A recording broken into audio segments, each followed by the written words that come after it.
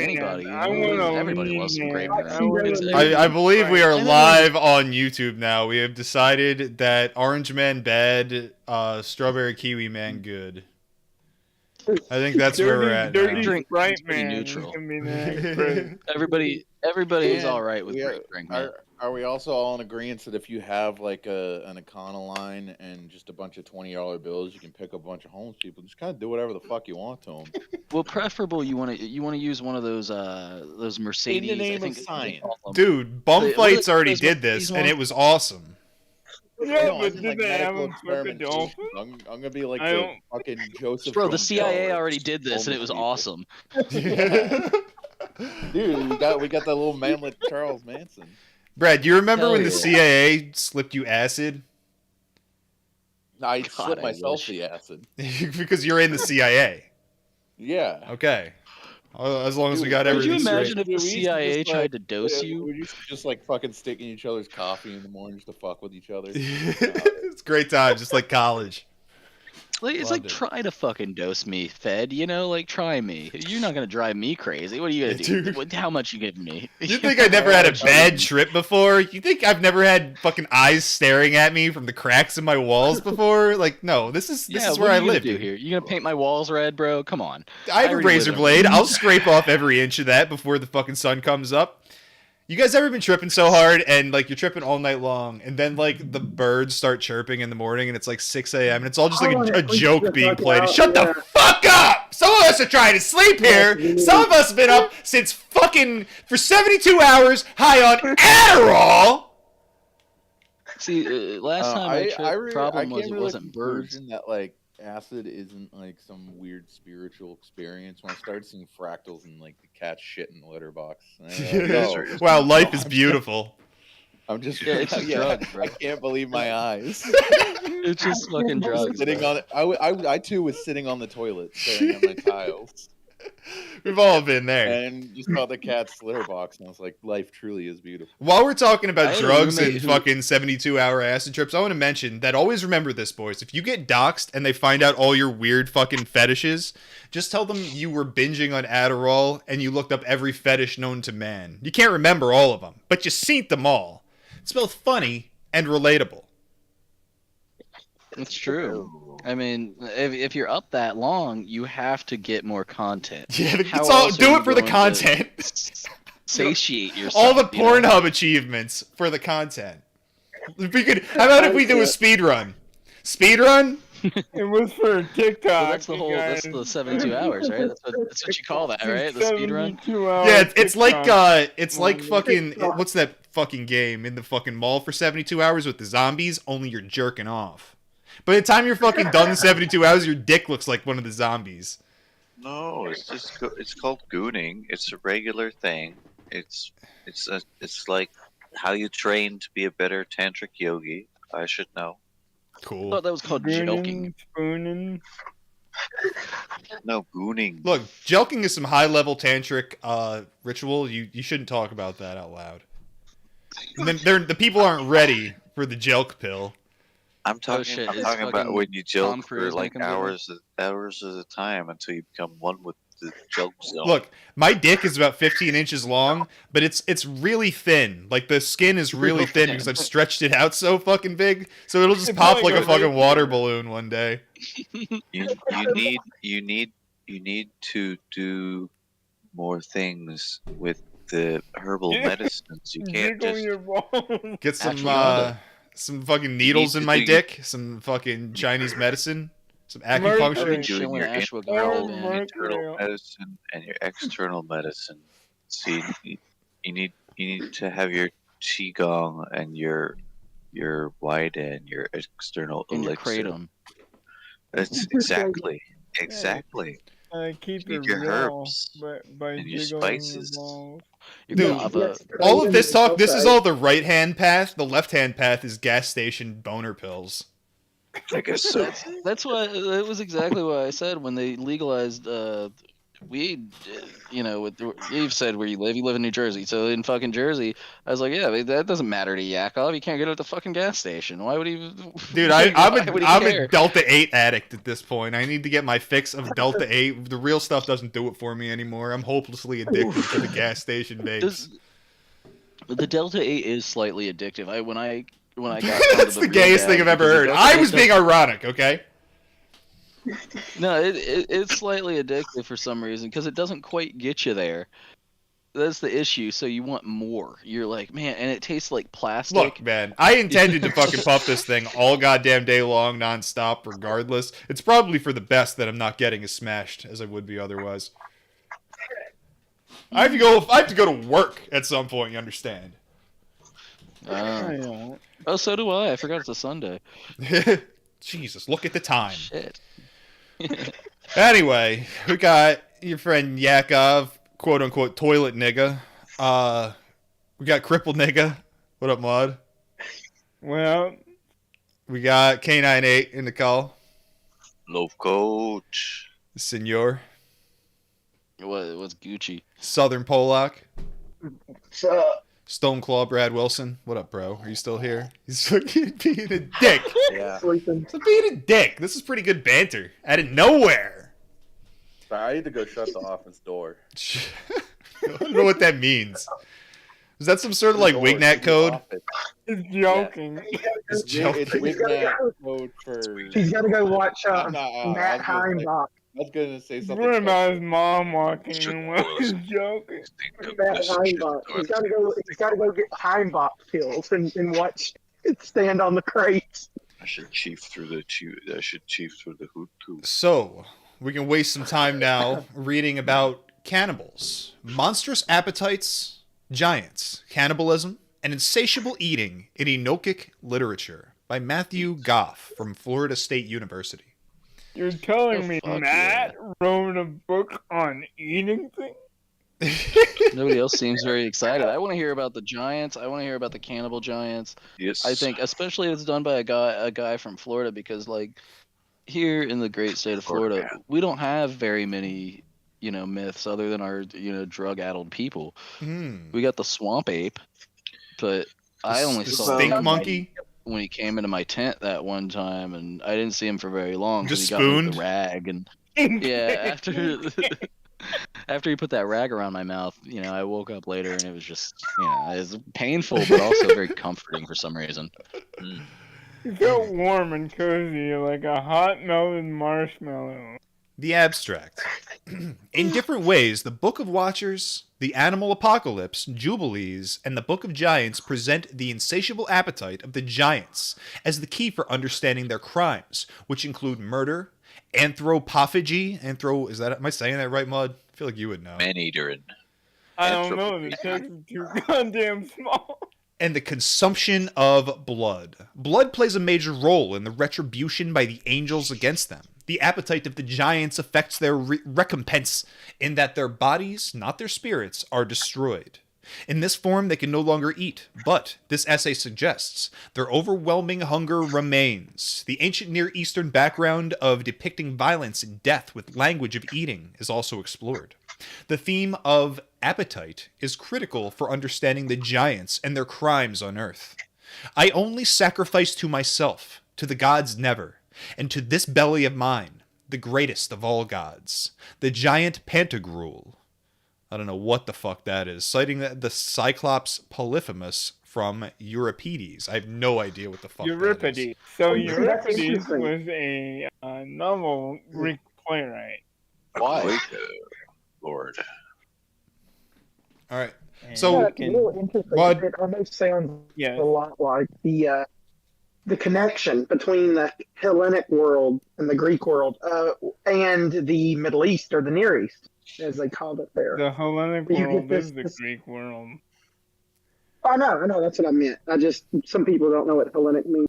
There's a difference between a cloaca and an anus. Colloquialism? Mostly for shitting, Oh, shit, whereas the other one... I don't have a is drink. I used gotta for, go like, get a drink. Go burn You need some to get time. to the point where you use your belly button for a second. Man, so if I heard that correctly, they can no longer eat butt, right? Is that what I heard? No longer rim. They're not rimming anymore. Nope. Nobody's gonna work from that. I thought it was the ancient Greek way to rim. Well, rim. Oh man, great content. Rim with the parents' permission first. Yeah, I mean the Greeks would eat. Where the fuck were we? They weren't. It was a savages. sacred thing. So when They the would giants rim were cursed, only they weren't on- allowed. One at a time, boys. One at a fucking time. Holy shit. So we're talking about the giants of the Book of Enoch, or from Genesis 6. Possibly the fallen angels. That's what we're going over right now. I've never heard of the animal apocalypse. I've heard of Jubilees and the Book of Giants. They are also apocryphal texts, much like Enoch. Have you ever heard of the animal apocalypse, Maud? No. It sounds awesome. Yeah. Me either, but it does sound awesome. I'm an animal. Don't tell me about it. Oh yeah, I got a drink because we said cloaca a bunch of times. No, you don't. Yep. I don't know. got the rainbow unicorn bag. That's true. One dork at a time. Introduction. I didn't know Scholarship. the Great Khali wrestled in New Japan. Yeah, Scholarship. they love them in Japan. Scholarship. Scholarship on the Book of the Watchers and First Enoch in general has paid a great deal of attention to the actions of the Watchers on Earth, such as their sexual relations with human women and their disclosure of heavenly secrets to them. Commentators generally focus on their offspring, the giants, as a consequence of the transgression of heavenly worldly boundaries presented by their parents. There has been much less consideration of a related key point: what the giants actually do on Earth. Their crimes, which include murder, cannibalism, and the consumption of blood, are driven by their insatiable appetites. In this article, I demonstrate that this is not only the case in the Book of the Watchers, but also that the twin themes of appetite and consumption are important in other Enochic texts that reformulate the Watchers' story, including Jubilees, the Book of Giants, and the Animal Apocalypse. The importance of the theme of eating is also reflected in the punishment of the giants, who are forced to exist as spirits that cannot eat. I also speculate about the ancient Near Eastern literary background of the trope of destructive consumption. So yeah, it almost starts sounding like Wendigo stuff. You can tie a lot of things into it. Yeah, that's what I was saying. Yeah, because you get the cursed spirit where it's always hungry but never full. That's true. Well, I'm not quite seeing the Wendigo connection. Well, it's just the The insatiable spiritual, appetite. Wendigo is more similar to Norse Draugr, if anything. Well, but I think both represent a crossover between something worldly and something else. Yeah. You could say demonic or something like that. Werewolves and vampires, it's the same thing, guys. Well, no, werewolves and vampires represent sexual perversion, as the giants do, because the ancients believed that the stomach or appetite was connected to sexual appetites and sexual urges. I just realized I had Maud fucking muted this whole time. I figured you That's did. Right. So good. We got Plunet Zero in the chat. Whoop whoop upon you and your tribes. Whoop whoop. Trey Fesk, get your chakras whoop. And prostrate in line. Or you got more inline fucking references. Christ. Congratulations, Everybody Kay. should pray in a line. Or smoke weed and take gas station dick pills. That's also an option. Mm-hmm. Scar in the chat. Sped. Who need their swussy ate? Not me. Possibly me. Trey asks, do Cyclops femoids have only one booba? Asking for a friend. Yes, sir. Scar is glad to see Maud. Where are we here? Everyone's glad to see Maud. Scar. Yeah, and his e-girl profile pic. Brian's my day. Love it. Gotta love it. Destructive giants in 1st Enoch 6-11. According to the Book of the Watchers, soon after the giants are born, they begin to eat insatiably, which leads to a cycle of increasing violence. The versions of the core text for this issue, 1st Enoch 7:3-5, are notably different from one another. Oh, Jesus Christ, I don't know what that's supposed to say. This by itself is too fragmentary to yield a full translation, but contains the following information. The offspring Yeah, of the like they're Watch. inferring. What? Yeah, they're inferring like two different people wrote it. Basically, is what they're Well, trying to that's the thing say. about a lot of these. Like Yeah. the Book of Enoch, it's only the only place it exists in full is in Ethiopian texts. Yeah. But the thing is, we have found scrolls of Enoch from much earlier, partial texts, where we can basically verify like the first 38 verses or so are on point. Ooh. Does that prove that the rest of the book is legitimate too? I don't know. No. No, it means that the first portion is legit. Well, They might exactly. have added more stuff later. You could call it Like evidence yeah. that the like rest a lot of it of is books. real. You could call it evidence, I think. The rest of Yeah. it should be looked at as potentially being from the original text, unless we analyze it further and determine Yeah. that it was added later. Yeah, the rest of it is real. Israel. Israel? You know, Yidland. Wignats together. You know, on the Not subject of together. giants, with the giants amongst men that walk the earth today, how big is Batista's dick? It is Well, small by comparison. 3 and 12 3 and a quarter. The Iron Sheik said 12 inch. I'm going with He 12 said 10 inch. I know his dick is small because I made fun of. I just assuming I made fun of his tiny Filipino penis on Twitter, and he reported me, and I got blocked or I got banned from Twitter. So I'm assuming Yes. that it really hit close to home, and he's got a tiny little peeper. That's what happened. It also gets brought up every time there's a shoot interview. I don't understand. Well, it was a meme. Well, it doesn't matter. Who gives a fuck? Nobody fucking cares about Well, Batista. he's a giant amongst men. He's a leviathan, you know. He was a Leviathan. That's Anyway. what I call my penis. The offspring of the Watchers and women were born upon the earth. They eat the toil of all humankind. The word eat is reasonably reconstructed. They begin to kill people. They sin against animals. They eat flesh, but whose exactly on the basis of the Aramaic alone is not clear. No extant portion of this fucking what does this shit mean, Wad? Do you know? You're a scholar. It's 4QENA1. It's a type of pronunciation of Aramaic. You see it on Facebook a lot. Arabs will type in like a broken English and it'll translate it. Okay, so no extant portion of this phonetic text thing. states It's that. sound. Okay, so no portion of this text states that they drink blood. They were drinking the blood, however, is one of the few visible phrases in the corresponding section. Whose blood is imbibed is not clear in the Aramaic. It is reasonable, however, to posit that the giants sin by consuming animals and drinking their blood. This is supported by the Greek text of Watchers from... What? Where is this? Panopolitanus? Panopolitanus. That guy. So according to this manuscript, 1 Enoch 7:2-5 reads, "The women became pregnant and gave birth to great giants, 3,000 cubits tall. They ate the labors of men. As they were unable to supply them, the giants grew bold against them and devoured the men. They began to sin against birds, animals, reptiles, and fish, and to eat the flesh of each other. And they drank the blood." 3,000 cubits tall, how big is that? Isn't that like really tall? A cubit is like a hand width. So Yeah. Big as shit, basically. big as shit. Gotcha. Almost as big as my penis. Bigger shit. I think mine might be larger. Big No. as shit. They drink Big blood. shit. The Aramaic Yeah, texts but- do not give the height of the creatures, much less the extremely large stature of 3,000 cubits, or approximately 1,500 meters in height. 4,500 feet. That's unreal. The crime of anthropophagy is explicit in the G-Pan text, whatever that is, but not as evident in the Aramaic.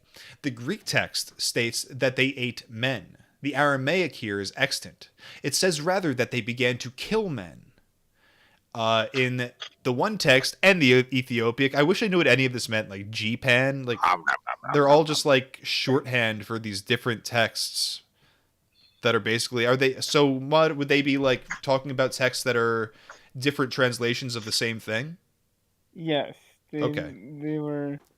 they're probably a shorthand for phonetic or how you would pronounce the text name. Okay. Because I see the same thing. We do the same thing basically for like Arabic, and seeing how Aramaic and Arabic are basically cousins. Yeah. So in the G-Pen text, I'm assuming it's like Greek or something, and in the Ethiopic, it is clear that they eat the flesh and drink the blood of one another.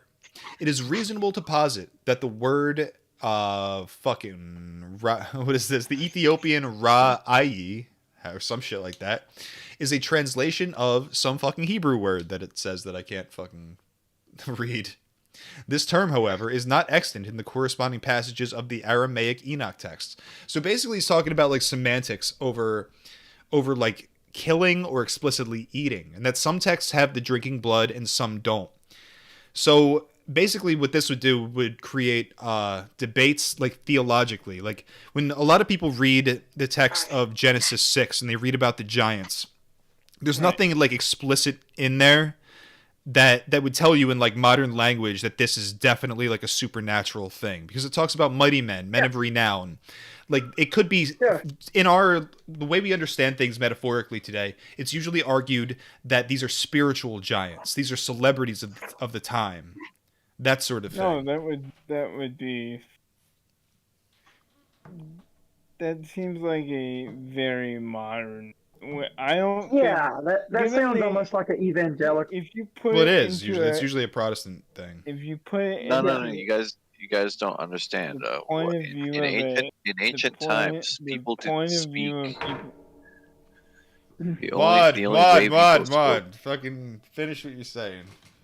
So, if you put into historical context, the people that were living at this time wouldn't see it as metaphorical. Well, and I think the reason that it is seen as metaphorical is because so much time was spent with just the biblical canon, unable to even reference anything else as far as like Christianity in America. People didn't know what the Book of Enoch was. They didn't understand the references to giants in say like Muslim literature or even wherever, because it's all over the place.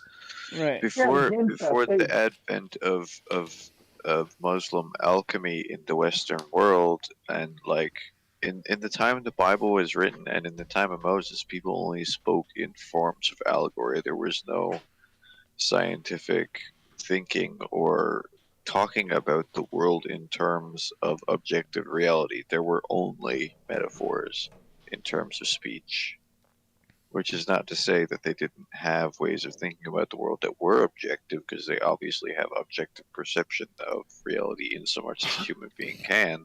They're probably a lot wiser than us, but at the same time, when they spoke, they only spoke in allegory, because that's all that there was. Well, I think at the time that's the best way to teach people, I think, and especially if they're illiterate.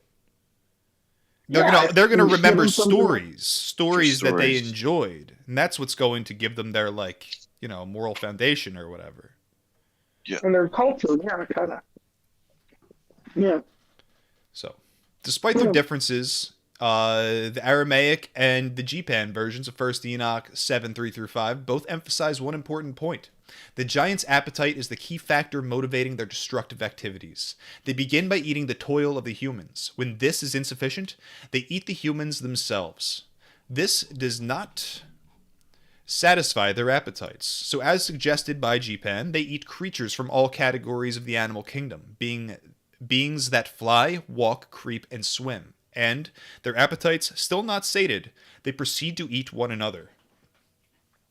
Watchers interprets Genesis in a way that expands the scope of the threat posed by the offspring of the sons of the Watchers, who would be the Nephilim. Yeah, the thing is too, with the bargaining with farmers and stuff for their food. Yeah. That reminds me of like Norse giant mythology, where you have like a troll. Well, it sounds like Bigfoot too. Yeah, where you have ego bros and. What's a troll? Is this other than a Bigfoot? Almost like all of this is real. Yeah. Yeah. Where the fuck real? They threaten all creatures of the world, including fish, which are reasonably enough not mentioned in the catalog of animal life to be wiped out in the flood by Genesis 6:7. It's a fucking dolphin, man. It's a fucking tuna! It's a tuna! We're seeing some shit we ain't never seen before! Baby whale! Sunfish. The consumption perpetrated by the giants threatens not only humankind, but the entire natural order. Not surprisingly, their appetites are a factor in their own destruction. The angels do not punish the giants by overpowering them militarily. Rather, Gabriel is dispatched to instigate them to destroy one another in a war of destruction. Since they were already eating one another, Gabriel's task does not seem particularly difficult. The destructive tendencies of the giants are inextricably linked to their appetites. They harm the world and each other because they cannot control their appetites. This has disastrous consequences for both them and the world.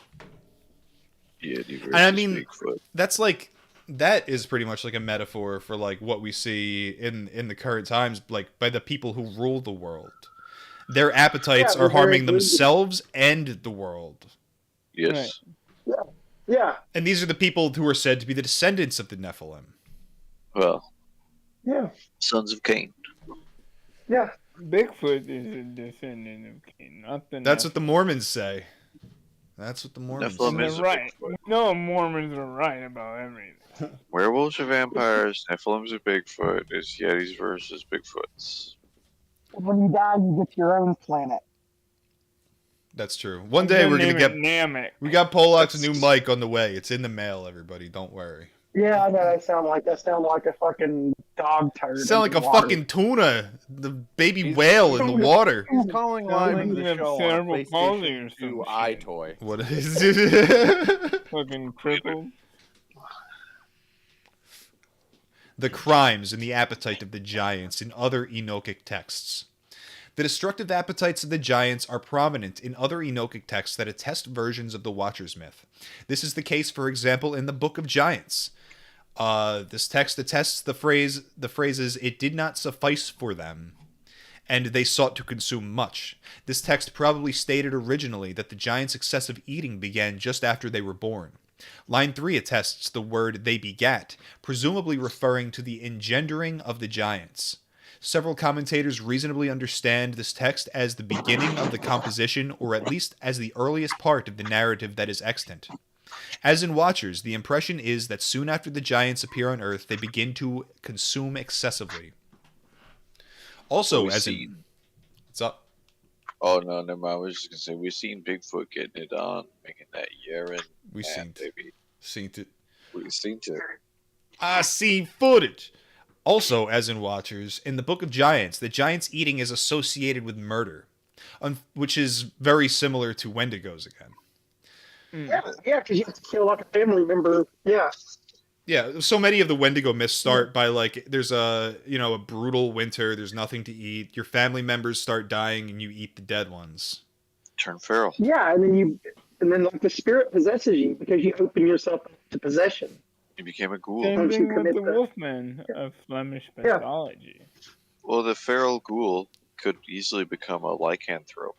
Yeah, this is the same thing with Grendel. We eat people. The feral ghoul could also become a type of undead. Unfortunately. Yeah, like what that guy had in the Romanian zoo. What? Unfortunately, the key texts are highly fragmentary. In the line immediately after the reference to the birth of the giants, there is the phrase, "in its blood."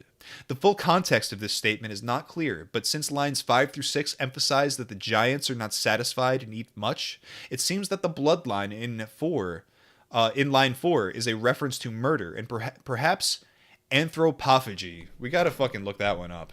Hold up. That's man-eating. Yeah, that's a weird word. Anthros. Is that what it is? Eating people? Why don't you say man-eating? Cannibalism's a way cooler word, is all I'm It could be eating cum this entire time. That's true. It's definitely the secret of Gnosticism. Although the murder and anthropophagy are never explicit in the Book of Giants. There is no surviving reference in the composition to the giants drinking blood. Nevertheless, this text provides an impression of the destructive rampages of the giants on Earth. This is also evident in blah blah blah other texts, that they killed many. This text associates the crimes of the giants with their eating, although the text is too fragmentary to provide a full narrative. Line 10 mentions Hitler. that they did not find enough food to be satisfied. This is parallel to 1 Enoch 7. This parallel strongly suggests that the antecedent is the giants. I don't know what that means. Let me think on that for a second. Gives a shit. The antecedent is the giants. That's true. Almost sounds like an antagonist, but it's like another. Antecedent is Antecedent is completely different word from antagonist. Antecedent is Okay, precedent. so I'm just the same. Because precedent is antecedent. Okay. This is I don't know also where I heard indicated by this other text, which states that they caused extensive damage. Great damage they inflicted on the earth. Line 8 mentions destruction and death. As Stukenbrook has aptly argued, this fragment, while not preserving a full account, describes the violent activities of the giants. Although little of the relevant text survives, the Book of Giants establishes a clear association between the violence of the giants and their appetites. The theme of the insatiable appetites of the giants is also attested, I suggest, in this other text. The surviving portion of this composite text lists large quantities of animals and produce. 200 donkeys, 200 wild asses, 200 sheep, 200 rams, field from every living creature, and thousands from a grapevine. Well, Reeves What's up? How many animals and livestock and vegetables did the Japanese people give to their monkey gods? In all About the the stories, same number. in all the stories of monkey gods I've heard, they always like steal beautiful women. Right? But the villagers were Yeah. appeasing them with like stuff, and the beautiful woman was the trophy Just thing. junk, with the stuff. really. Would you eat 100 wild asses? I would. I would eat as many asses as you put in front of me, dude. And how many rock apes is in Vietnam? Couple. And we heard there's Well, it seen depends. like 100 of them, and so you got like 100 monkey people all on a mountain eating 200 donkeys, Eating ass. Yeah, always eating ass. spreading the cloaca. There we go. Drink up. Joe Biden. Reeves understands this text as referring to the cargo of Noah's Ark. Wake up. No surviving portion of the composition, however, mentions Noah directly or gives an unambiguous account of the Ark or its contents. So that's interesting that to say that this is a reference to the Ark when Noah's flood was basically to destroy the Nephilim. Yeah, and destroy all the corrupted that have been tainted. Yeah.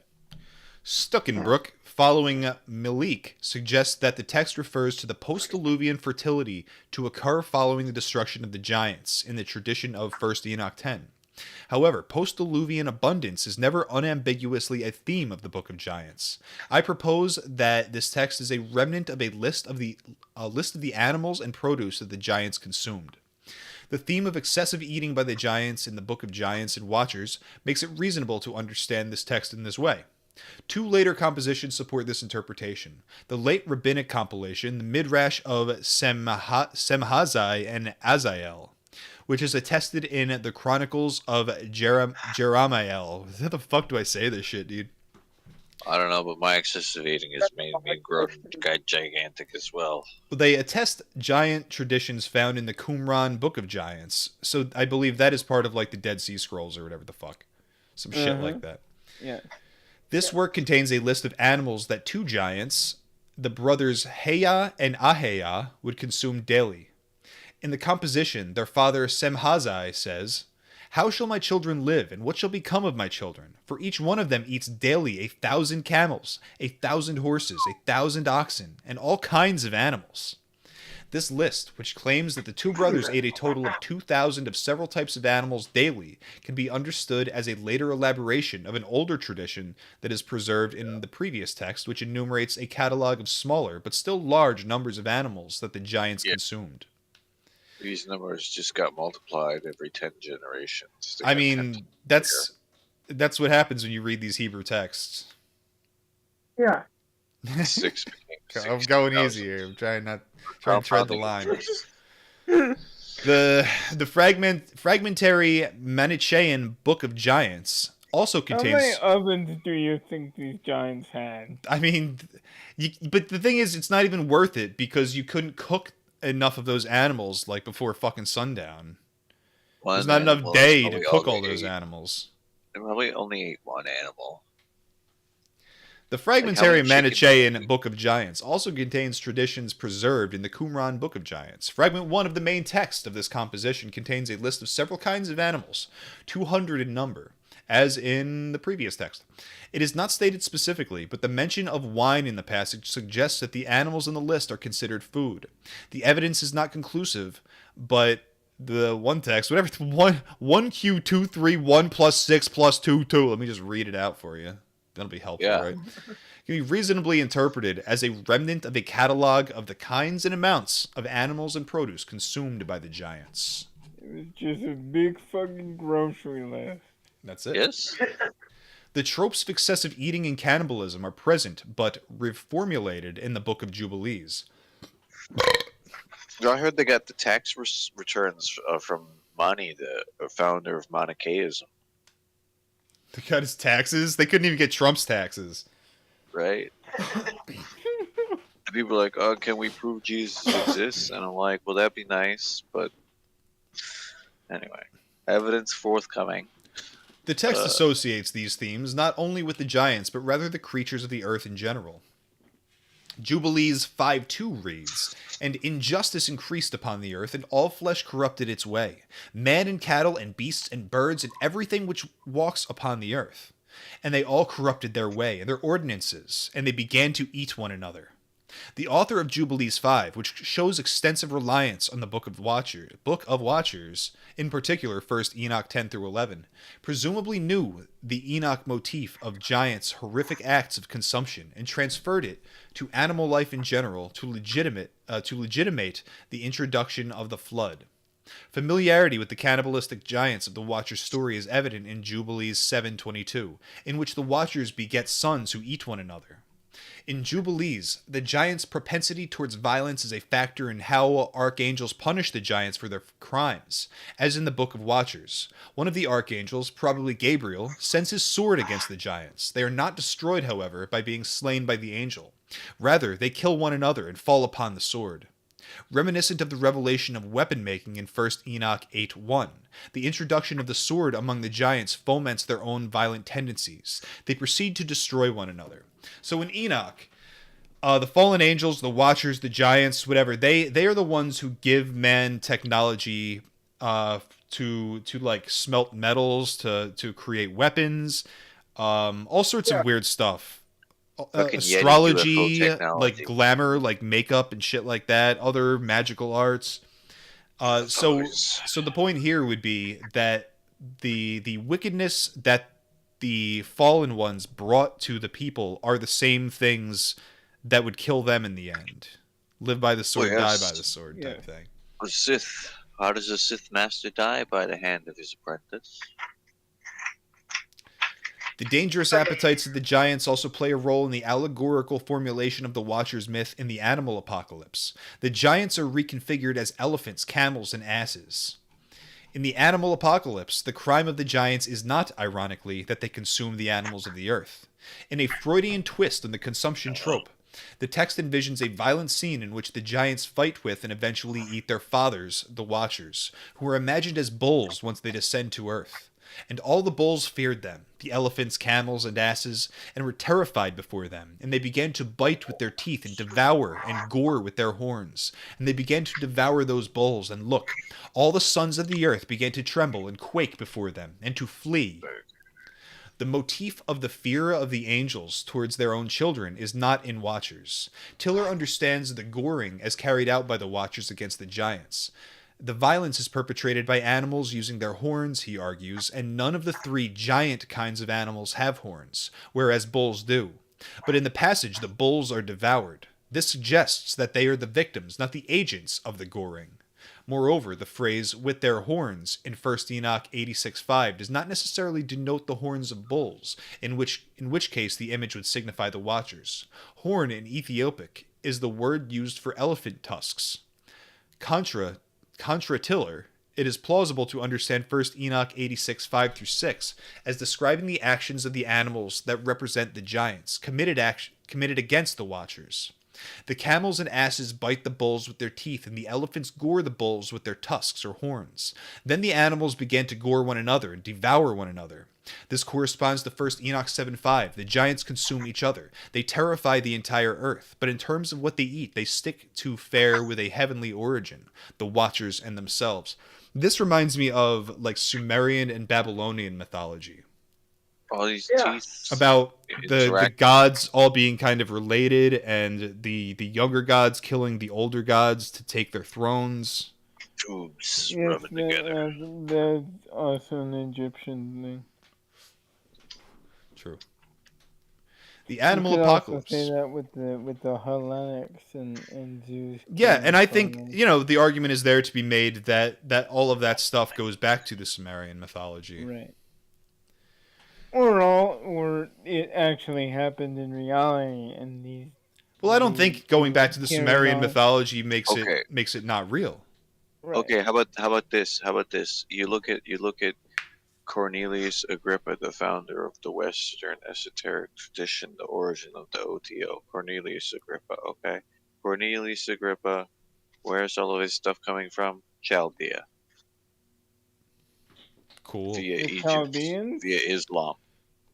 So, I mean, we do well, have and Judaism and Christianity to a lesser extent, but I think we can give a decent amount of credit to Islam for the bringing of the Hermetic to Egypt. I mean, from Egypt to Europe. You're welcome. I farted in my face. Asian and white males fart in my face. Planet Zero says, so alien god things genetically manipulate the best ape men and then make giant mixed breeds. Sort of. Right. Based undead cannibal powers. Trey says, Enoch gets really wild later on. There's reference to end of days vision. It ties into the as in the days of Noah, which really gets you thinking when it says they sinned against man and beast. As in the days of Noah. I don't know. Explain that more to me. I do like a lot of the end of times visions. I like, you even have like the book of Jude quoting them directly. So in the canonical book of Jude, you have direct quotes to the non-canonical sources. Yeah. Well, here's a quotable quote. Yeti and Sasquatch fart in my face, teach me to fly UFOs into space. It's true. True. The Animal Apocalypse. That's Chinese new mixtape. Yeah. The Animal Apocalypse recounts an archangel giving a sword to the giants, with which they destroy one another. And one of these archangels drew a sword and gave it to those elephants and camels and asses, and they began to strike one another, and the whole earth quaked because of them. The animal's use of the sword strains the allegory of the text, suggesting that this is an image that was part of the tradition received and adapted by the author of the Animal Apocalypse, rather than an innovation on his part. This is also indicated by Jubilees 5:9, which, as mentioned above, describes the reception of an angelic sword by the giants. The animals of the world perish in the flood, rather than because of the activities of the giants. The reformulation of the theme of the giants' consumption in the Animal Apocalypse presents the crimes of the giants primarily as a supernatural issue, in that the harm they inflict against the Watchers and each other. Their damage perpetrated against creatures of the earth is minimized. The gargantuan appetite of the giants is most clearly evident in the G-Pan text of Watchers, but is attested more broadly in other early Jewish writings that recount the Watchers' story. Despite the different ways they present this motif, the Animal Apocalypse and the Book of Giants connect the giants' rampages on the earth to their insatiable appetite. The Book of Jubilees shows familiarity with the trope that the giants cause destruction by eating, but, in its reformulation of primordial history, associates cannibalism with antediluvian creatures in general, rather than just the giants. That's interesting. It reminds me of, like, people understanding the verses sinning against these animals as genetic manipulation. So almost saying that there were like a bunch of like monster races or whatever that were consuming. Yeah. There were, and that was the line of thinking that many of the early archaeologists had when they found dinosaur bones. Yeah. Was that the Yeah. world was populated by giant monstrous lizards and giant men. It's true. And I think in the non-canonical sources it does reference dragons in the Ark of Noah. I could be wrong.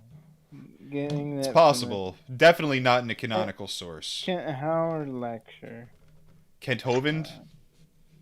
Is there a story of Moses killing a dragon in Egypt? No. Saint Man, George, wasn't it? it's fucking ringing a Not, bell. And I have heard. Yeah. I might be remembering there that was. St. George reference. It Yeah, was Saint canon. George. It's not It was canon. Here's the My dinosaurs in the grandma Bible, as far as I know. Let me try to think for a second. We got Leviathan. We have Yeah. the giant Yeah. sea beast. We have Behemoth, who is the beast of the land, who they say was like a rhino or a hippopotamus, but the description to me doesn't work at all. it's a giant fish. Well, Behemoth was a land creature. A giant landfish. You have, what else do you have? You have burning serpents called seraphim. But the burning serpent thing and like flying serpent, feathered serpent, you can, if you want to make a dinosaur argument, it's fucking there. It's fucking in there. What else is there? Well, There are a few references I'm to going to dragons in find the it. Bible. dragons. I've heard one And unicorns. one story I heard Yeah. is that in Unicorns. Egypt there was a crocodile god. Sobek was the crocodile god, but they actually had like a big ass fucking crocodile in a temple. And this thing was Yeah, referred to in sacrifice Hebrew people. as their word for dragon, which I can't remember right now. Tahin or some weird thing like that. I don't know. There is a Zoroastrian tale similar to Saint George, but I'm gonna have to do some digging. The idea about dinosaurs in the Ark, the thinking is that, and I wish I had the exact, verbiage right in front of me here, that all of the animals in the Ark were all animals with nostrils. It was all the animals with like nostrils, as we conceive of them. No blowholes. There's some sort of phrase like that, which implies that if there were dinosaurs there, they would have been on the Ark. And then usually the argument goes that after the flood, Earth was a totally different place. Like, I don't know exactly. Pre-flood, the Earth was like all temperate. There was never any like storms or anything like that. There was no rain, but there was always like a mist in the air, and there was always Brightly like colored. springs under the earth giving out fresh water. Brightly colored So, cloacas. It was like a I don't know, like utopian Earth before the flood. Then the flood happened and it broke the Earth. And then the atmosphere changed. Everything changed at that point. The Earth was a more fucked up place with more storms and natural events that just fuck our shit up. People lived a lot less long. They'd go from living 800 years to living 100 years. Too slow. And then Yeah. if you apply that to dinosaurs that would have been on the Ark. They are big creatures that were made for that ecosystem, for that atmosphere, for that time. Now the birds. And now, but my point is though that the Earth was broken, so they weren't able to get as big. They weren't able to live as long. And from that point, dinosaurs would have gotten That's why they smaller eat like and garbage. more sickly or something like that. And that's what brings us to the St. George story, where he killed a small dinosaur. Yeah. That's the thinking. Now, I think dinosaurs on the Ark is kind of a silly notion, but like, what's silly at this point? I don't know. Well, the Ark was actually a space station controlled by the Elohim, Nice. as I learned from a race car driver magazine Ooh, journalist. Race War magazine. Race car driver magazine journalist. Blood and the retribution in the book against of the Daniel, giants. Daniel killed a dragon. Yes. Can you read that to me? And in Job, there is also another dragon. Read Which this stuff. dragon Give would me chase context. You can't just say something like that. Chandul is the type of dragon you can for, chase. 41:21. His breath kindled coal, likened to a. It's It was hard breathing for- fire, but it was a sea creature, right? Okay, Isaiah 14. Hold on. Go back to Job. 49. Rejoice, not thou whole Palestina, because the rod of him that smote thee is broken, and out of the serpent's root shall come forth a cockatrice, and his fruit shall be a fiery flying serpent. The fiery flying serpent is a seraphim. The word would be interchangeable with it, and I don't know what exactly that would imply. What was the Job reference? That's the one I'm interested in. Okay. Were you talking about a sea creature that was breathing fire is what I want to know. Yeah. Because that is Leviathan. Rejoice, thou whole, not ye serpent broken, but his cockatrice shall be a fiery flaming Job serpent. 41:20. Out of his nostrils goeth smoke, as out of a seething pot or cauldron. And there's a description of a dragon in Job.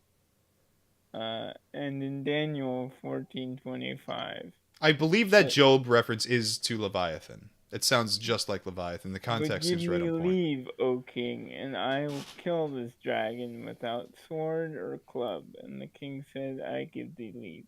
So the story of Daniel is he puts peat and like tinder inside a dragon's mouth.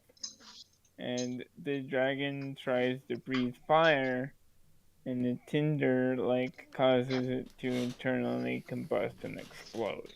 Dude, I seen this guy. He's like packing his mouth full of sawdust, and then he does something where like he like puffs air in and out of his mouth really fast, and he does it in such a way that he can catch like the sawdust on fire with like some kind of crazy bullshit. Reptilian. And then he's got like flaming sawdust in his mouth, and then he like does some tricks with it. Reptilian. No, Blood he's and the retribution against the giants. The conception of blood in priestly law and the flood story is important for understanding the crimes of the giants in the Book of the Watchers and other Enochic texts. The consumption of blood is prohibited in Genesis 9. The universal importance of the ban on blood consumption is highlighted by its inclusion in the covenant given to Noah. It is literally the first law promulgated in the Hebrew Bible. There's also a ban against the consumption of blood in Leviticus 17. In both of these texts, and in Deuteronomy 12, the rationale for not ingesting the blood is its association with the life of a living being. In Genesis 9:4, for example, it reads, Only you shall not eat flesh with its life, that is, its blood. Leviticus 17:11 asserts, The life of the flesh is in its blood. In Genesis, this prohibition is associated with the retribution for murder, an unlawful spilling of human blood. The one who sheds human blood will have his own blood shed because people were created in the image of God. So this all like refers back to Jesus. I feel like the way that predates that blood. There's like a transaction when you spill blood, like the transaction that God made with his only son was that he would spill his son's blood to buy all of our souls, essentially. Yeah, so we would be safe. Yeah. Because he's based. That's why you shouldn't be too concerned about missing the mark. That element of the human being that is similar to God in his image is that which demands retribution when the person is unjustly killed, the shedding of his blood and subsequent release of his life force. A similar mindset is at work in Leviticus 17:11, which, as Milgram has argued, depicts killing for food as a capital, non-expiable crime, with God conceding that it is allowable if the life in the animal's blood is drained upon the altar, a ransom for the charge of murder. So, the blood being drained on the altar, that is a picture of Christ. And when the ancient Hebrews would sacrifice a lamb that was without blemish, they were it was an image of them killing Christ, which would happen one day that would save everyone. That was a show of faith. when they would do these animal sacrifices, it wasn't because God needed blood. It was a show of their faith in the Messiah who would come and that they would kill. But Yeah. the popular. Okay, so let me get this straight. Every year we gotta get a perfect little logos, nice and alive, and take him out into a special place where we got some rocks and a fire. You're missing the mark completely. The sacrifice already happened. You missed it. Do explain. Jesus. Yeah, but before that. Yeah. The hell's wrong with killing an animal? They were farming animals. They were keeping them. No. I'm trying to understand the logo situation, like the hypergnostic topographical. Well, from my position, the relevance of the logos here is that the logos is eternal. It is uncreated. Therefore, they are showing their faith in something that is eternal, that hasn't happened yet, but has always existed. So I'm just trying to understand. You get the sheep, which represent the logos, and then you put it on the rock, and then you kill it to spill the blood before you eat it. For what reason exactly? Why you do that? Well, I mean, besides eating the animal, they did eat the animal. I don't really see the problem here. Like, why? I mean, no, you either eat the animal or you throw the animal in the special fire to burn it for God, or a couple other disposal methods. But like, I'm confused about why the logo's blood goes on the God altar. Because they would proceed to kill the logos when he showed up. What? It was their faith in their own downfall that gave God their favor. Gave them God's favor. It's too complicated for me. I mean, this is shit that's not for people who are like reading fucking 1,000-year-old tomes. Like, it's fairly practical shit. It's shit that tells that metaphorical, that parable, tells that story, like without having to go and. That's really simple. Yeah, this is for normal people. This is for common people. Yeah. And I mean, frankly, like that meditation on death, to like cause a death, accept death, like that alone is a pretty invaluable thing as long as you're doing it in the service of God. And I think that's something like a lot of people would go out of their way to avoid. And I think like that's why I love Christianity so much, is because it makes you think about that. Yeah, I mean, yeah. And the price of death. Where the fuck were we? Blood, so understood, has a mythological power or force. It contains divine potency, and its shedding constitutes a transgression not just against the victim, but against God, who endowed him with life by giving him a life force. I'm assuming that word's meaning life force. This attitude towards blood is evident elsewhere in the primeval history of Genesis. When God confronts Cain about the murder of his brother, he points to the blood of Abel, crying out to me from the ground. This subsequent curse of Cain comes from the ground, which has received the blood of his brother. The text does not state so directly, but it seems that the life force of Abel is exposed in the blood on the ground, crying out for justice. Early Jewish literature likewise attests a dread of blood, a respect and fear for its potency as containing the life given by God. This is evident, for example, in the Temple Scrolls retelling of Deuteronomy 12. This chapter allows one to pour out the blood of a slaughtered animal on the ground like water when the killing occurs far from the sanctioned altar of God.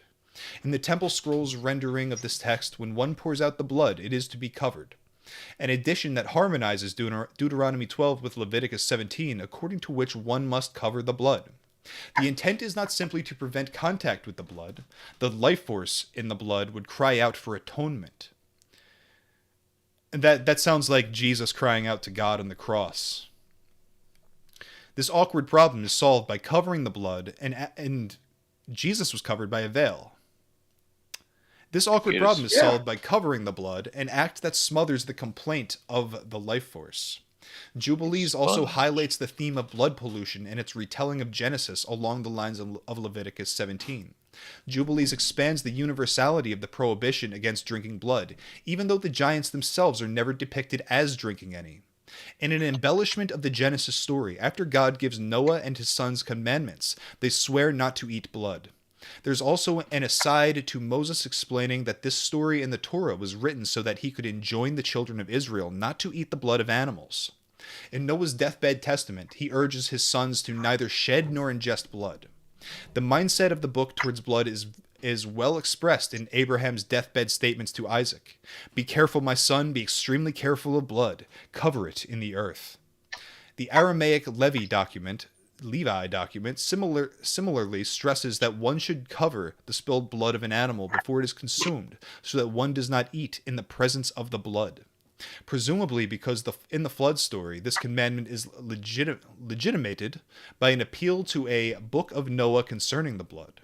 This dread of blood, evident in early Jewish literature, shaped by the view that the life force resides in the blood, operates in watchers, even though the word is never explicit in the text.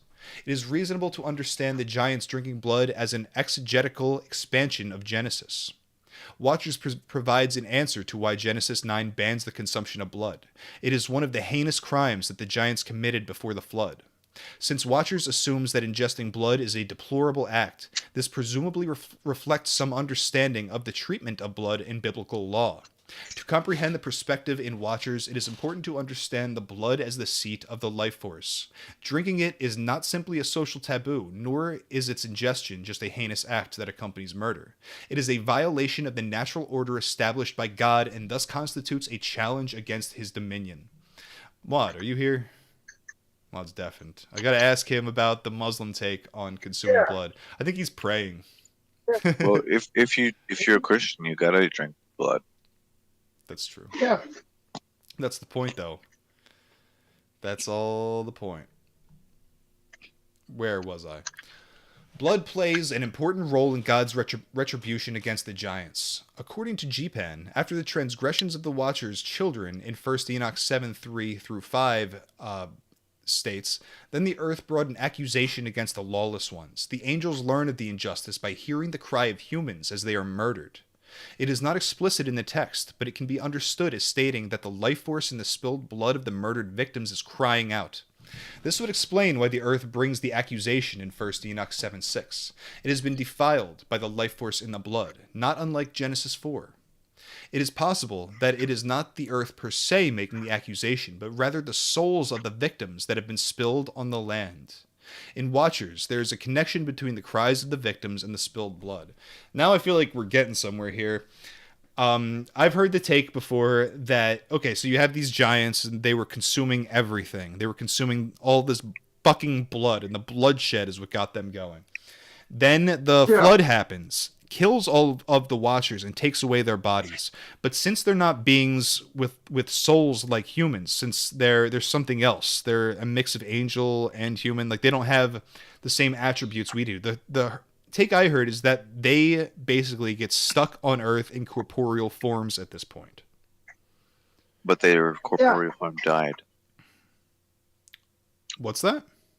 Their corporeal form died. How?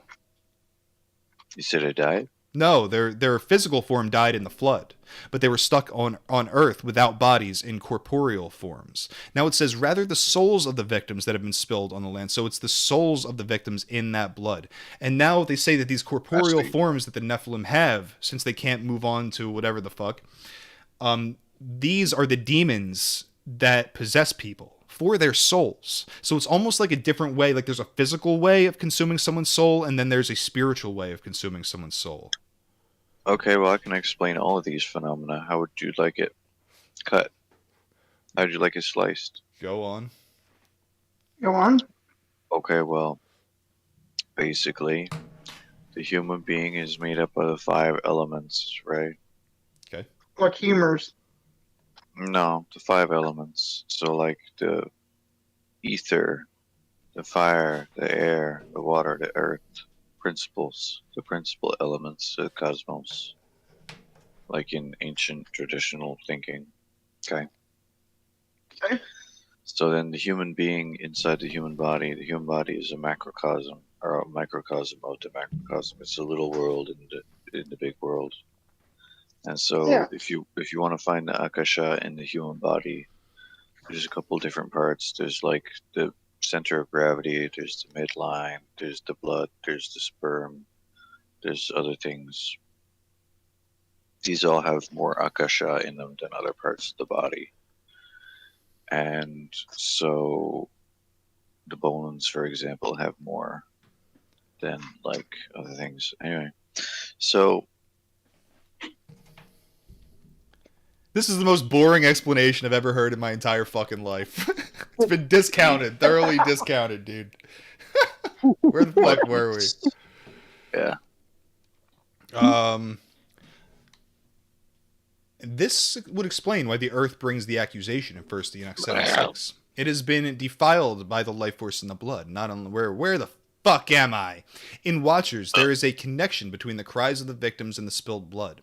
The Aramaic of 9:1 does not emphasize that the angels hear the cry, but rather they look down from heaven and see the blood.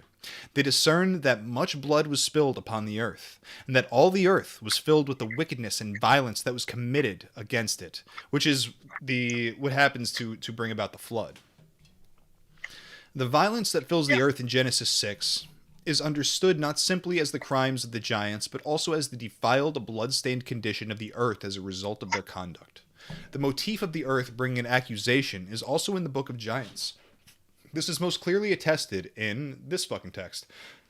Through your fornication on the earth, and it has risen up against you, raising an accusation against you, and against the activity of your sons. The feminine form of the participle, some fucking Hebrew word in line 10, suggests that its subject is earth, as Stuckenbrook has argued. So I always like the symbolism as with earth as feminine, nature as feminine. That's something that comes up again and again. And like the masculine being like the ultimate, the other side. Yeah. Okay, so the Yetis drank all the soul power, all the blood of the peoples, right? And the animals. And that caused a grievance between the animal souls and all the blood souls and the Yetis and God, right? Because you can't. I tried to play Blood Souls, but I just got pissed off and quit after like a half hour. What? The Dark Souls is also a difficult game, but many people play that, are plagued by it. Anyways, so then they got the oh Jesus, what was that? Dog. I got goosebumps. That was the cord rubbing up against my shoulder. What the fuck are you talking about? My headset spooked me. Anyways, so the Yetis drank the blood, which upset God and the people from whom the blood came, right? Sure. Which is why when the Yetis got deaded, they became damned wraiths. They became Yeti wraiths. Cool. And these Yeti wraiths are hanging around incorporeal, ethereal. Hell yeah. Because they got no body left, but they got this grievance unresolved, and all that soul power accumulates in them. So that's gotta get sorted out eventually. So they're just hanging around waiting to resolve that. Oh, I was using corporeal wrong. I was using it as the opposite. Incorporeal, is that the word I was looking for? For the Incorporeal, yeah, the souls yeah. away from the bodies. I got this. We got this, boys. Don't Yeah, worry. because they say like for example, they say when to go, and then. Dude, we're getting this guy a new microphone. I swear to God. He's underwater. It's on the way. My house got flooded. The victims, presumably in the form of their souls that reside in the spilled blood, plead for retribution. Their cry comes from the earth. The cry of the earth should probably be understood as that of the souls lying on the ground in the blood. Bloodshed is a major element of the crimes of the giants. Not surprisingly, the shed blood plays an important role in how the angels learn of their rampages on earth and their decision to stop them. Death eating life. The giants are not just murderers. They eat people and drink their blood. One reason for this is exegetical, as mentioned above. Positing such gruesome antediluvian crimes explains why the flood narrative ends with prohibitions against murder and the consumption of blood. This is a valid view, but should not be understood as the only reason for the inclusion of this motif in the Book of Watchers or the Book of Giants. Neither text, in contrast to Jubilees, includes a retelling of the prohibition regarding blood that is given to Noah. Also, appealing to Genesis itself does not explain the motif of anthropophagy. This trope is not in the biblical flood story. One must look beyond Genesis to explain the trope of cannibalism in Watchers and other Enochic texts. The literary combination of murder and consumption of human beings can be understood as an elaboration of an older tradition, attested in the Bible and the ancient Near East, of describing violence and death with language of eating. There is a tradition in the ancient Near East of depicting death as a force that eats life. Motu is the Canaanite god of death and the netherworld. In the Ugaritic Belu cycle, the regular extinguishment of life on earth is attributed to him. This theme is expressed by his insatiable appetite. He wants to eat virtually everything that is alive. My throat is the throat of a lion in the wasteland, and the gullet of the snorter in the sea. And it craves the pool, as do the wild bulls, craves the spring, as do the herds of deer, and indeed, my throat consumes heaps of things, yes, indeed. I eat by double handfuls, and my 7 portions are in a bowl, and they mix into my cup a whole river. This text is from a passage which Motu tauntingly asks Belu to invite him to a banquet. The metaphor of consumption also describes Belu's descent into the netherworld. So you must, for your part, descend into the throat of Motu, son of Elu, into the watery depths of the beloved warrior of Elu.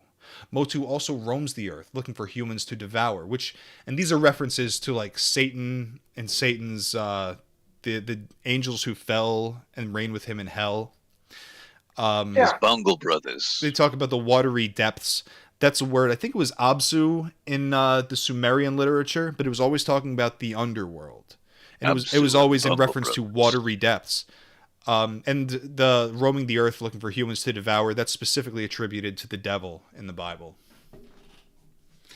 The presentation of death as gluttonously devouring life appears in the Hebrew Bible as well. Hob? What the fuck is Hob? Why don't I know this? Habadiah or some shit? Hobnob. I feel like an idiot for not knowing this. Habakkuk. The book of Habakkuk. Habakkuk 2:5 describes wealthy and arrogant people, for example, by asserting, they open their throats wide as Sheol, like death. They never have enough. So Sheol is usually translated hell. Well, I mean, in the Bible, Sheol is referenced again and again. It's always translated as hell. I feel like it's often compared to Hades in Greek mythology, and I think even Jesus would use the word Hades when he was talking about hell in the Bible, and it seems like it literally just means Sheol, the darkness, to be away from God, to not have any life at all, to not be able to laugh, cry, praise God, not nothing. You went to the dust. You're in darkness. You're sleeping. Does that mean technically the whole Greco-Roman pagan thing about crossing the river of Styx and going? I don't think Jesus is talking about that. When Jesus talks about Hades, I think he is literally talking about Sheol, but he's using Greek language because that, as was the fashion at the time. Yeah, and the Greeks would understand it. Yeah, and the Roman soldiers would understand it. So, Psalm 73 describes the violence of the wicked by depicting them, like Motu, as devouring the entire cosmos. They set their mouths against heaven, and their tongues range over the earth.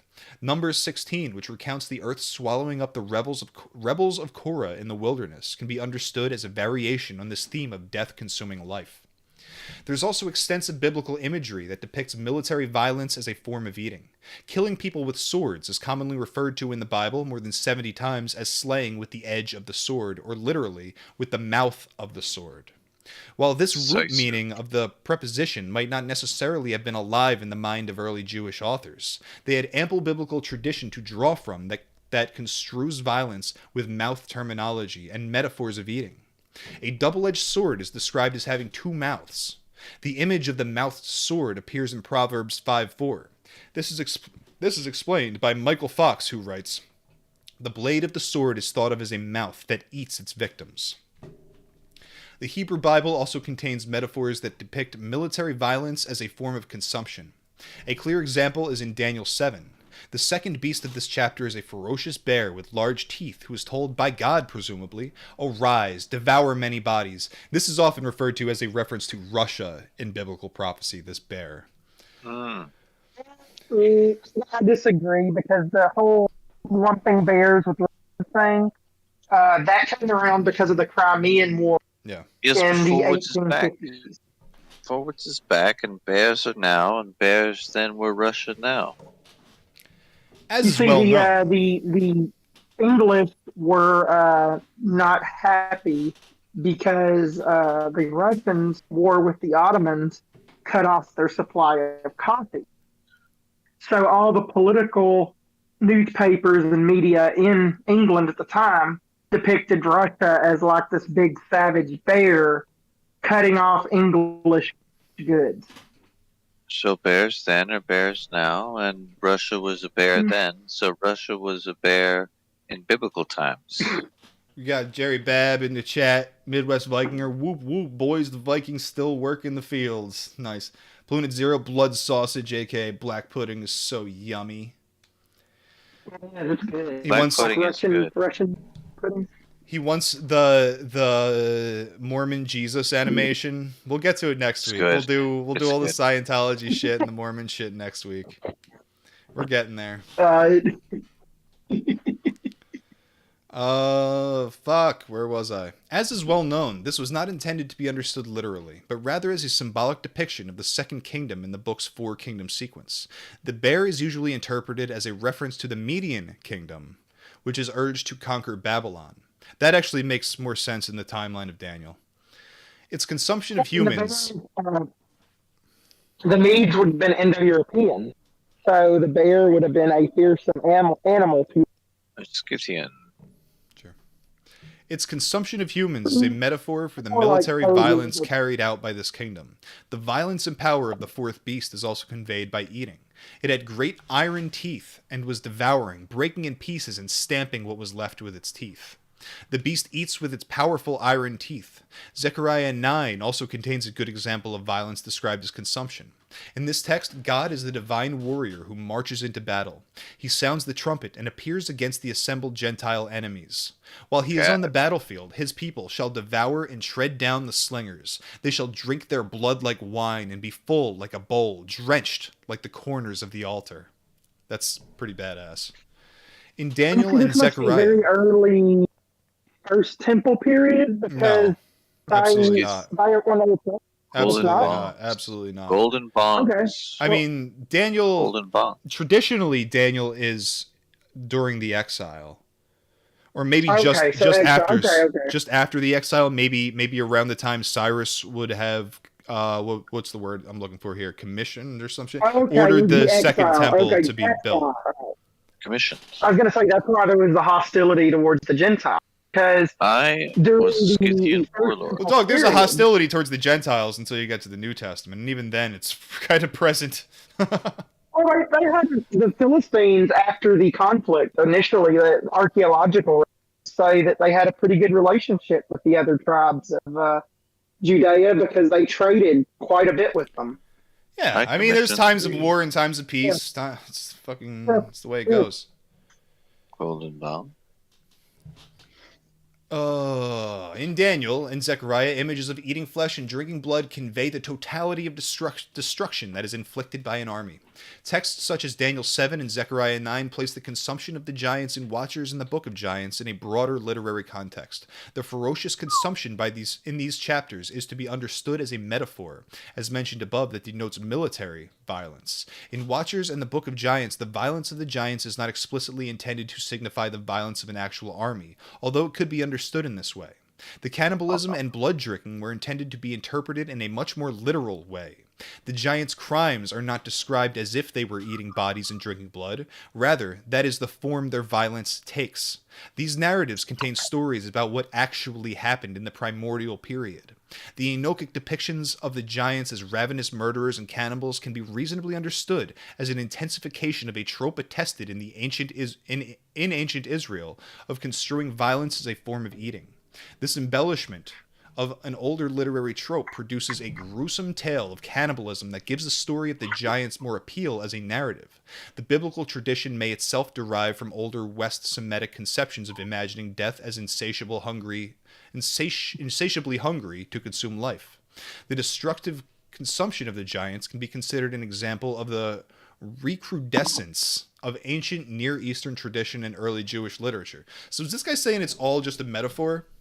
He's saying that Jesus knew that that's Yeti was kind a of a young cannibal. modernist take. It is. But I don't know that he is saying all of it's a metaphor or not. I can't quite nail it down. He's saying Jesus knew Yeti was a cannibal on some level. Was it unconscious? We don't know.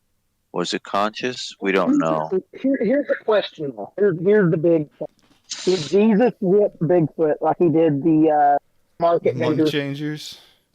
Yeah, money changers. He didn't. What I know everything, and Jesus knew that Bigfoot was dangerous mountain monkey man.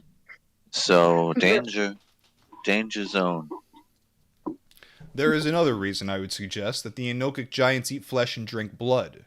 As discussed above, the insatiability of their appetites drives their violence and destructiveness.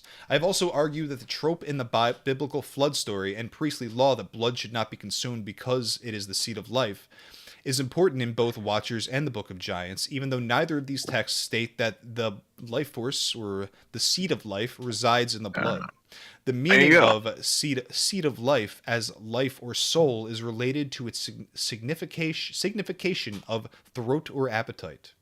Proverbs 27:7 reads, for example, "The stated appetite spurns honey, but to a ravenous appetite even the bitter is sweet." This double use of the term as the life that resides in the blood and as appetite is never explicit in Watchers or the Book of the Giants. Yet the characterization of the giants as ravenous for blood can be easily understood as an additional evidence of the literary creativity of the author of 1 Enoch 7.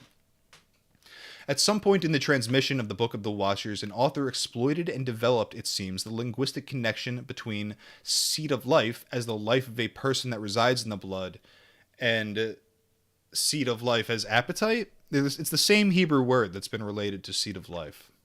I'm not There's totally a sure third what that seed means. they're forgetting. Well, I mean, you got, you can't live if you don't eat, and then you got to eat by growing stuff. So The It's the seed appetite. function. The appetite of the giants and their recompense. The punishment of the giants fits the crime. As is well known, they physically die but continue to exist as spirits. They remain on the earth as evil spirits, which came forth from their bodies, presumably after they have been killed. Told you. The G-Pan of 1 Enoch 15:9 explains that these spirits arise because from above they were created. From the Holy Watchers was the origin of their creation, and the origin of their foundation.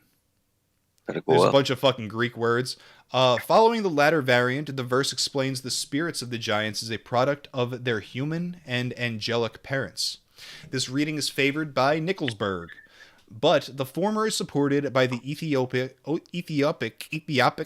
and expresses more clearly the viewpoint that Nicholsburg and others have articulated. The spirit of the giants comprises the part of their being that originates from their angelic fathers. Their flesh was a consequence of their fathers sleeping with human women. Their physical bodies are destroyed, but their angelic spirit remains. The Book of Giants does not provide a full narrative on this issue, but also attests the idea that the giants will perish physically but remain in spiritual form. This text reads, for example, "Many deeds of violence on the dry land. Not bones are we, and not flesh, and we shall be wiped out from our form." If the spirits of the giants represent the non-corporeal part of their being, acquired from their angelic fathers, their spirit should not be understood as seed of life, since this term generally signifies the spirit or life force of a human being. It seems rather that the spirits of the giants would have been denoted by this other fucking Hebrew word, signifying that these spirits are in continuity with their heavenly fathers rather than their earthly mothers. This word, however, is never clearly attested with this usage in the extant Aramaic Enoch texts or the Book of the Giants. That an early version of the Watchers employed the term in this way is suggested by Songs of the Sage, which consistently refers to the spirits of the bastards to describe the spirits of the giants. That's fucking cool. I've never heard that before.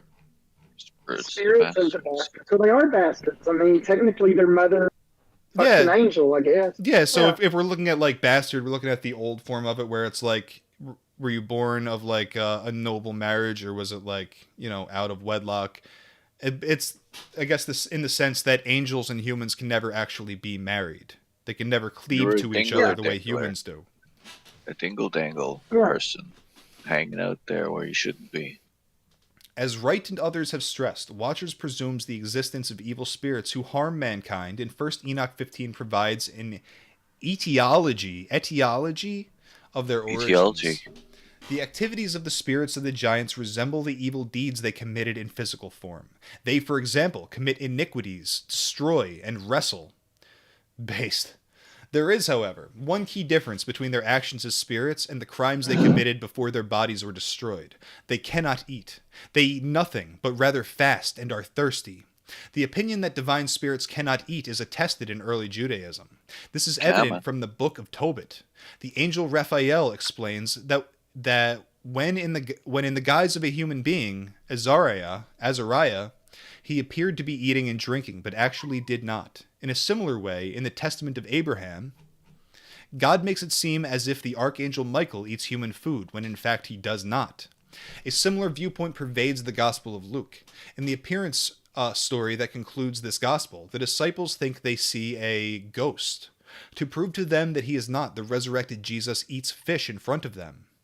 The Book of Watchers in 1 Enoch 15 takes the idea that spiritual beings do not eat physical food and turns it, fittingly, into part of the punishment allocated to the giants, whose insatiable appetites are a key factor in their crimes. The text never states that their appetite for human flesh has been removed.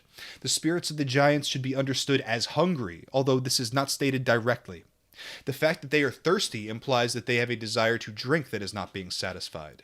This suggests not that the spirits of the giants willfully abstain from food, but rather that they have an urge to eat that they cannot appease.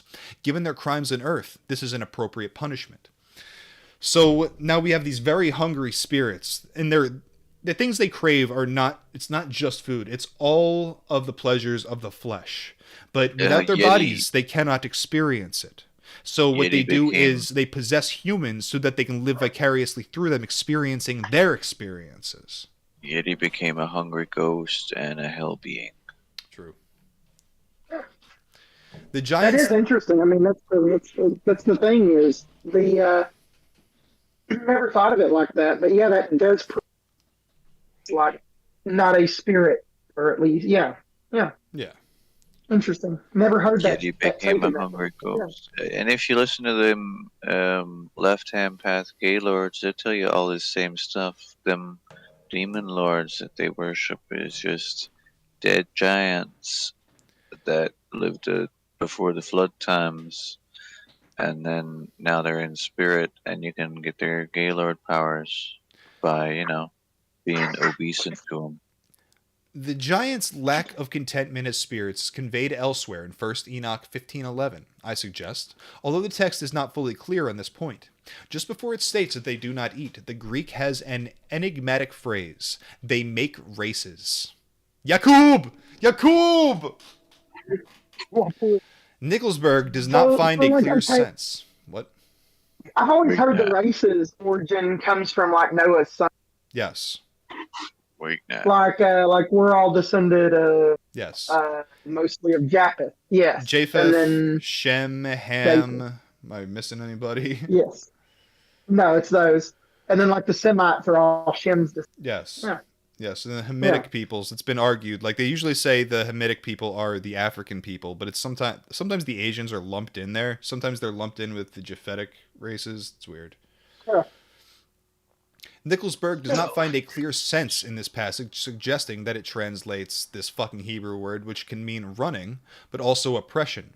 He speculates further that this fucking word of the Vorlage was itself a corruption of illness, which he then cautiously uses in his translation of 1511. The Ethiopic does not seem to translate directly either of these fucking G-Pan or G-Sync. Rather, it has the verb hazana, to sadden. Nib thus translates cause sorrow, adding that the references to running in the Greek make no sense. I tentatively suggest that this fucking Greek shit is an authentic text and should be understood as lectio difficilior, which was not reproduced in the Ethiopic because its sense was not understood. Man, I'm trying so hard. I think we're still talking about this Greek word that means running.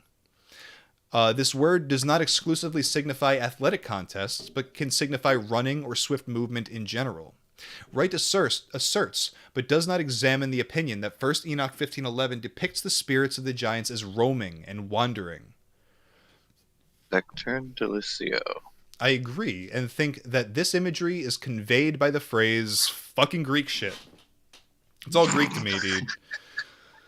The expression signifies the constant movement of the spirits of the giants. So it's once again talking about like a roaming lion looking to devour. Unlike the Watchers, who are bound and imprisoned in the valleys of the earth. The valleys of the earth. That's interesting. So it's inside the earth, like inside the rock of the earth.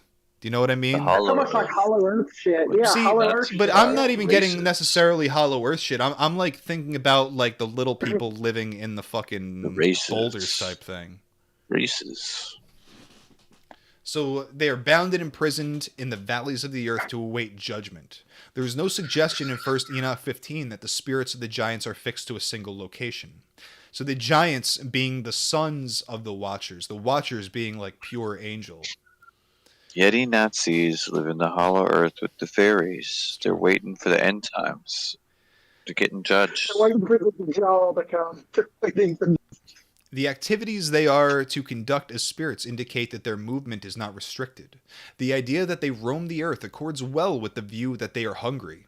They are restless spirits. Their retribution for eating humans and other creatures of the earth, it seems, is that they must remain eternally hungry. This lack of contentment helps explain their wandering and their disagreeable state, producing a willingness to disturb the affairs of humankind. In spirit form, the giants can no longer consume blood. It is not emphasized in the text, but this is an important consequence of this punishment. The recompense addresses the complaint of the victims whose blood cried out from the ground. The spirits of the giants can still trouble humankind, but they cannot spill or defile the seat of life in the blood. Above, I argued that the crime of drinking blood should be understood not only as a heinous act, but also a direct flouting of God's authority, since the blood is the seat of the soul. The spirits of the giants are rooted in the human realm, the earth. There is no sense that they can ascend to heaven or have the ability to challenge God's dominion. The goal of the text is not only to explain the continuing presence of malevolent divine forces in operation on the world, it is also to indicate that they no longer pose a threat to God. That the giants in spirit form can no longer consume blood is an important way that the text conveys this point. Conclusion. The spread of evil on the earth in the primordial age has been a focal point in scholarship on the Book of Watchers. In this article, I have attempted to explore how ancient Enochic texts recount the crimes of the offspring of the Watchers on earth and their recompense. The evil that increases on the earth takes the form of the giants murdering and consuming creatures of the earth. Not unlike their angelic fathers, who cannot restrain their sexual desire for the women of the earth, the giants cannot control their appetites for the food of the earth. Their insatiability drives their actions and has disastrous consequences for the earth and themselves. The role of their appetite in their crimes is reflected in the form of the punishment they receive. They are forced to remain on the earth as spirits that cannot eat. This should be interpreted, I have suggested, as meaning that they are punished by being hungry and yet being unable to sate that hunger. The themes of consumption as well as murder, anthropophagy, try that one, and the drinking of blood are prominent in the Book of Watchers and in other Enochic texts such as Jubilees, the Animal Apocalypse, and the Book of Giants. All of these texts reformulate the Watchers myth. Despite their differences, they all prominently appropriate the themes of appetite and consumption. The monstrous appetite of the giants are critical for understanding the consequences of the Watchers' descent and sexual activities on Earth. That's the end of that fucking shit. Yes. Has everybody Which is learned fun. something? I did. I learned a joke story time. What? Okay, Well, 75% of what you've said tonight has been incomprehensible to me. a fairy, and a reptile person walk into a Hollow Earth bar. Okay, Sure. and the Yeti says to the Fae, "I'm thirsty." And Gotcha. the reptile says to the bartender, "What's good?" And then the Yeti says, "Sex and UFOs with the daughters of men while doing anthropophagi menageries." Okay. Still incomprehensible, but that's fine. That's what I learned tonight. Do you guys want to watch my fucking Baked Alaska We Love Our Cops remix? That's a yes. That's a fucking hard yes if I've ever heard one in my entire fucking life. Pretty Is this much. me and UK and fucking Polak disappear? Cripple nigga's on mute for whatever reason. That's true. He's Praying or fucking something. praying. He's on his carpet right now. Having a magic carpet ride, dude. Polak shot. Now here's I'll be fucking flat with everybody tonight. I've been working a lot. I didn't put together a fucking Sorry show. about that. And Yeah, Polak I didn't put together get a shit show during either. this week either. Yeah. We intended to do Scientology, maybe throw Mormonism in there, get a little bit of Nation of Islam. So we're probably gonna do all that next week. But I do want to burn a little bit more time. What's the deal with that Yeah, DC well, we'll shooter? talk about- Is this another shooter that just went by the wayside? Nobody even knows what the fuck happened. Who cares Yeah, anymore? he He's had probably just a psyop loser. You can say that, but like, and people were fucking. You're looking at that. There's that picture where it's like a hotel room with a bunch of guns on the table and Yakub's fucking poster up in the corner.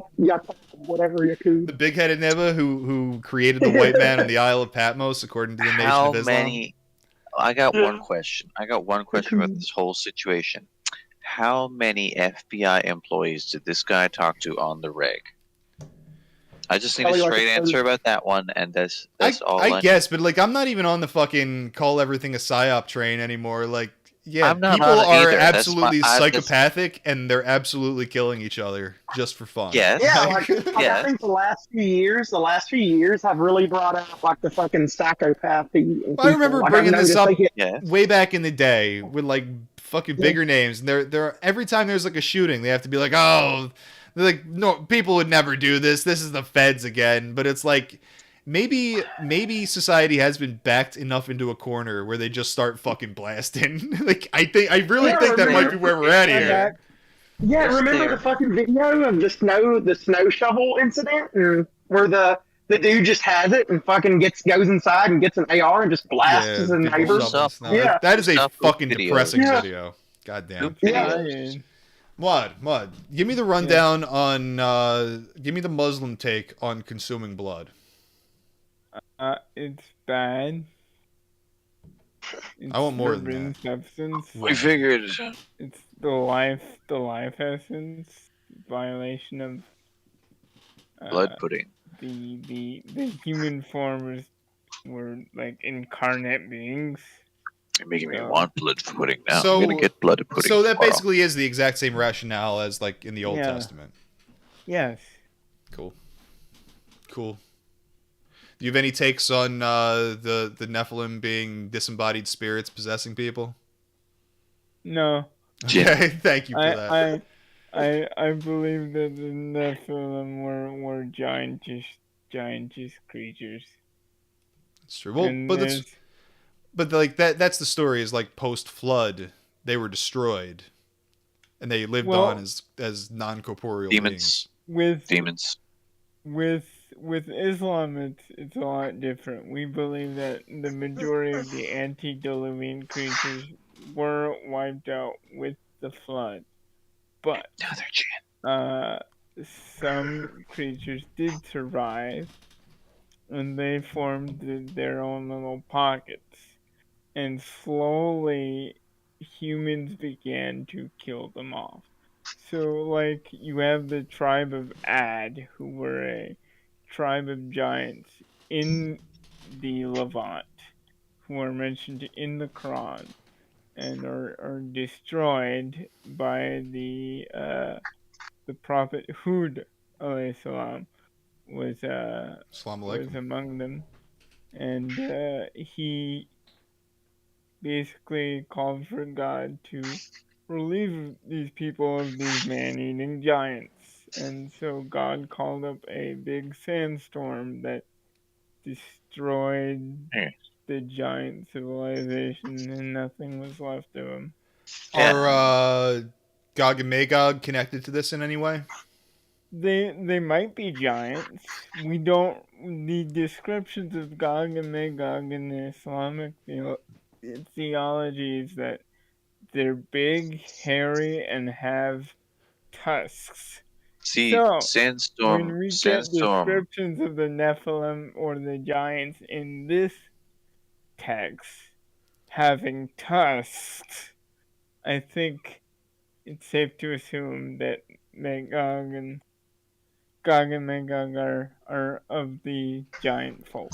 It is interesting. The We did hear tusks. in the Animal Apocalypse that the creatures that slew the Watchers, the Nephilim that slew the Watchers, did have tusks, and that's probably where the goring aspect came from.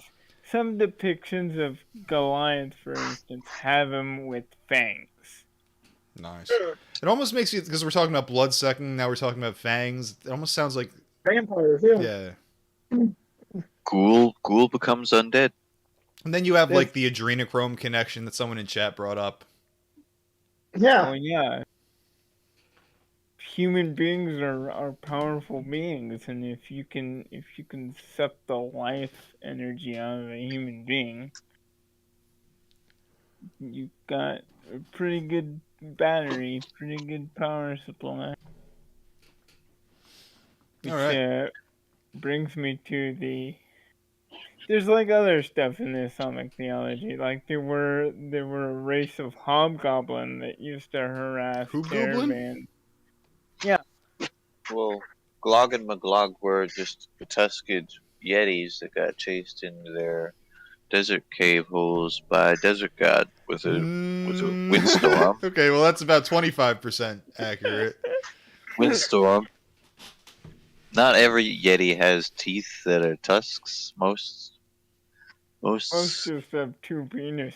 I have That's heard right. I have heard stories of Bigfoot with tusks, with like protruding fangs or something like that. Not all. Because gorillas, male gorillas have like canines that protrude. Sure. There you go. That's true. Like if you see a male gorilla, like he'll bare his teeth when he's like fighting off another one. I never see male gorillas, only female gorillas. They're hot. What about Harambe? Dude, I would have fucked that gorilla to death. I hate that gorilla. I got kicked out of the trailer park because of that fucking gorilla. True story. Cat says elite By the Oxycontin bottle. Yeah,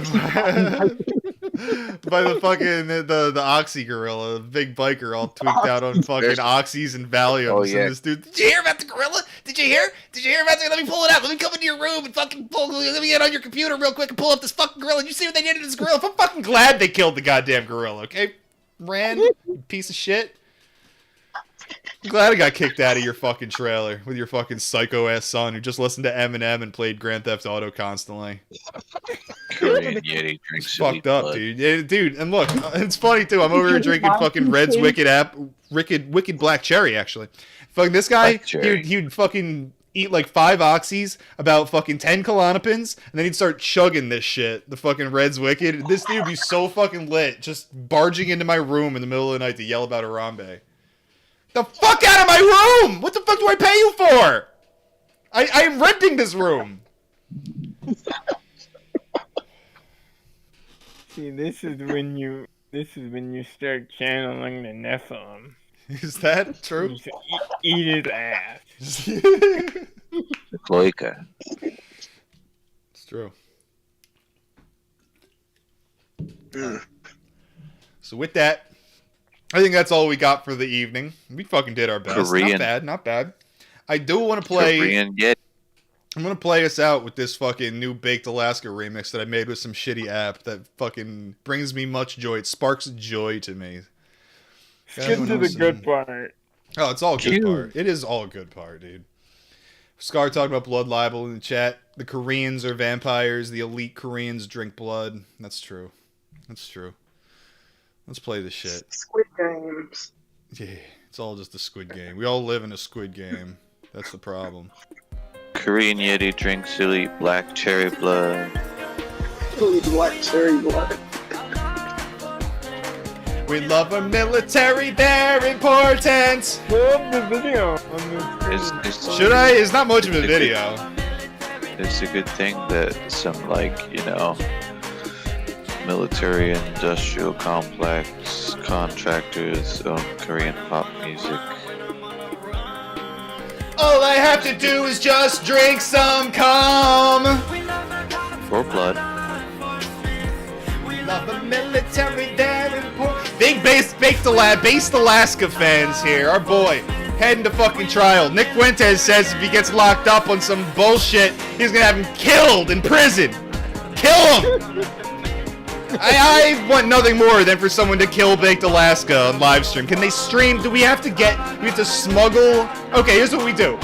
We shove a phone up Matt's ass. He'll get arrested, sent to prison, and he'll shit out the phone and give it to Baked Alaska so he can stream his own death. Wait. Why don't we get him in to see Chris Chan instead? Chris Chan? Give him Chris Chan Clown to content. Chris Chan in the mental facility. Yeah, give him Chris Chan content. Oh, it's so dank. Who would have thought some stupid AI app could give me this magic? I love it. Yeah.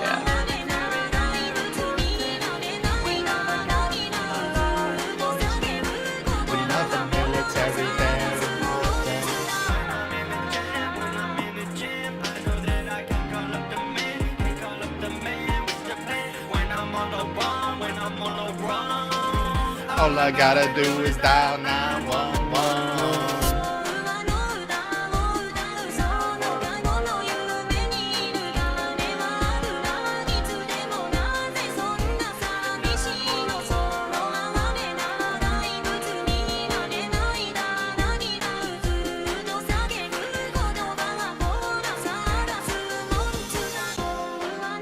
Thank you very much for joining us. Next week we'll be back. Go to yakobees.com, hit that merch tab, patreon.com/yakovalive if you want to come hang out in the fucking Discord. Homies, fucking, we'll get back to you. Scientology, Mormonism, all that bullshit. Catch you later, motherfuckers.